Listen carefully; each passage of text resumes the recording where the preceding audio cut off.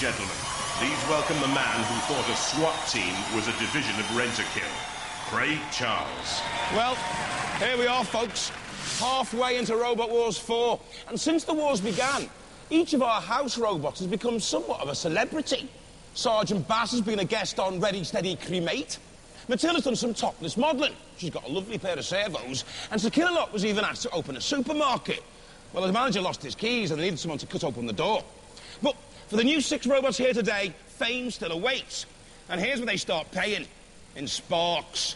Let's take a look at this week's wannabes. Oh, yes, let the sparks fly, Craig. As always, with 2 seeded robots, and they both returned from the last series.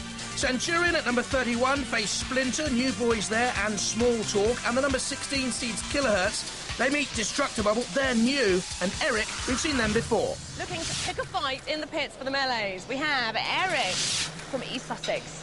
Now, they've got a hydraulically operated ram here, 30 stones worth of pressure here, just a couple of foot up the arm at the piston, 1 ton of pressure, which will definitely be able to flip to kill a lot, they think. So if they can get right under their opponents, damage. They've also got a self-rising mechanism, so watch out. Here we have something that doesn't really look like a robot. Distruct-A-Bubble, that's what it's called. Titanium eyebrows for a bit of headbutting. And they're also going to drape nets all over this so that it'll get wound up in their opponent's blades or tracks or whatever. And they've got a 2-foot pneumatic lance here, which they affectionately call the mother-in-law's tongue. Brilliant stuff. I can't wait to see that in action. It's their first wars. And Killerhurtz, back again for more carnage. This is the only robot here which actually has car steering as opposed to tank steering. What that means is that the back wheels are powered and the front just do the steering, which means that they've got more precise driving at their target, but once they're in them, their manoeuvrability is worse, so they can't get out of trouble so easily. And also John here, with his flashy steering, actually drove straight into the pit in their first battle in the last war, so poo-poo to you. Well, they've talked the talk, but can they walk the walk? Let the wars begin!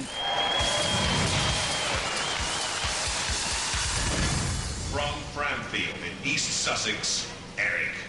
The hydraulic jaw can lift and crush the shell stainless steel. The starter motor comes from a grass cutter. Driver error left Eric idle last time around.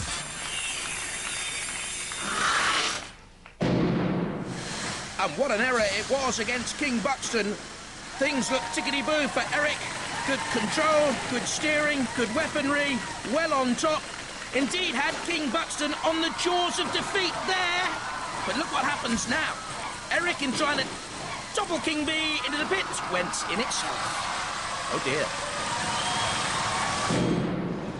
Hello, my name's Ian Nicholson. This is Bruce by side and Mike Hamilton, the other member of the team. This is Eric. It's powered by 2 wheelchair motors off of 24-volt batteries. And it goes at about 12 miles an hour, because that's as fast as we can control it. Our main weapon is this lifted arm, which is hydraulically driven. It has an accumulator on it, which helps it to move fast.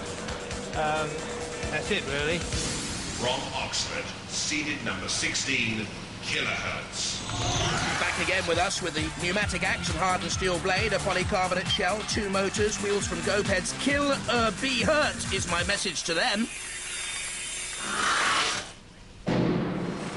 And another message.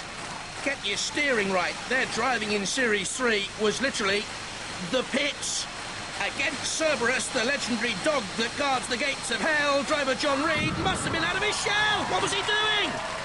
Get it right this time, John, please. This is Killerhurtz. I'm John. This is Dominic. And Rebecca. Hi.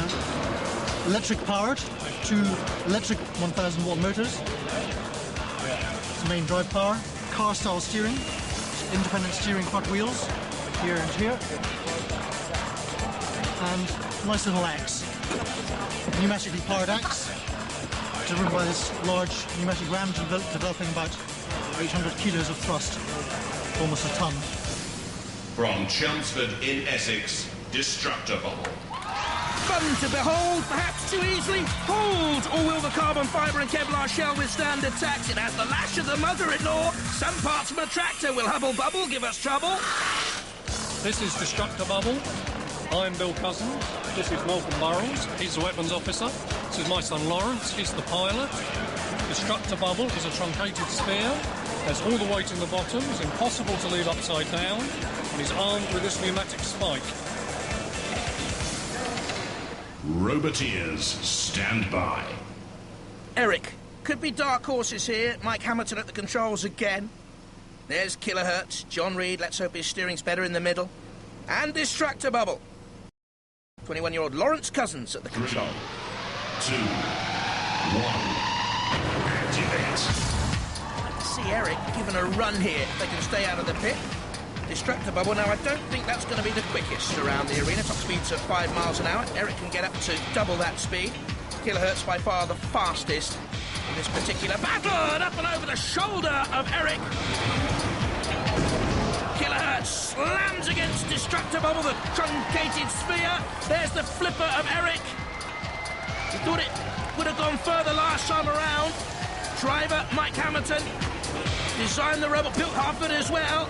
In comes Killerhurtz, the CD robot number 60. Look at the wink of Distruct-A-Bubble's eye. They reckon the eyelashes are a weapon, yeah. Here's Killerhurtz from behind, driving it on Distruct-A-Bubble again. Against the arena wall, here comes Eric with a little shunt. Ooh, Killerhurtz. Well, it rocked and it rolled and it came back down. A little bit of driving from Killerhurtz, as well as good driving there onto Distruct-A-Bubble, which, as we said before, is a fun robot. We haven't seen the lash of the mother-in-law's tongue yet. Oh, there we go, yes.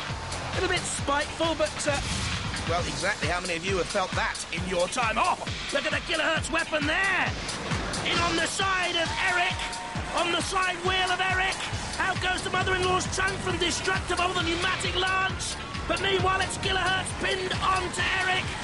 They've combined against Eric. Eric is free now, just about. Slams against Shunt. Coming back on the attack. This is very, very close, you know. Could go to the judges. Oh, a lick of the old flame torch out there, and the bubble is punctured by Killerhurtz. Can Killerhurtz free that pneumatically powered axe now? Too high the trajectory. No, it's okay. I wonder if he'd just been pinned in there for a minute on the Distruct-A-Bubble, but it's okay. The bubble not in great trouble. Killerhurtz up on its side. This is going to go to the judges, isn't it? Another slam. I think Killerhurtz has been aggressive enough to go through. And the punishment sustained by the bubble could be too much for them. We'll have to wait and see.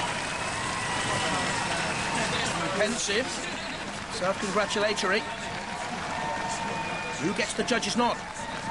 OK, it's gone to the judges, so while they deliberate, let's take another look at that battle. There are Boffins, Martin Smith on the left, Professor Noel Sharkey in the middle, Dr. Myra Wilson on the right. This is what they're studying now. There was the attack on Distruct-A-Bubble. Will the bubble squeak through, though, I wonder? Killerhurtz certainly was aggressive, and Eric too, and quite often they combined in a pincer attack. You could call that a double against the bubble. Oh, Eric took punishment there from Killerhurtz. I think Killerhurtz have done enough, but whether or not it's the bubble or Eric that goes out, it's up to the judges. Not enough movement, I think, or attack from the bubble. Yeah, looking back at this, I think Eric will go through as well.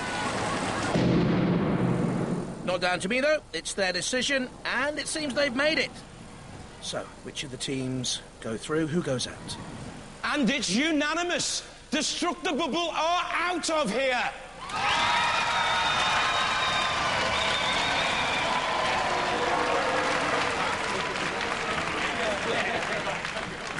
You did manage to self-ride. Yes. But you've got some nasty holes up there. Little holes, only small holes, yeah. All the good stuff that matters is deep down inside, so we didn't, although we've got a few holes here, it hasn't actually damaged the robot as such. It's purely cosmetic, a bit of makeup, a bit more mascara, and we're back in business. For the next wars? Absolutely. A bit of plastic surgery will do for Distruct-A-Bubble, a little bit like the mother-in-law, actually. Oh dear, Killerhurtz and Eric go through. Next up, Centurion, Splinter and Small Torque.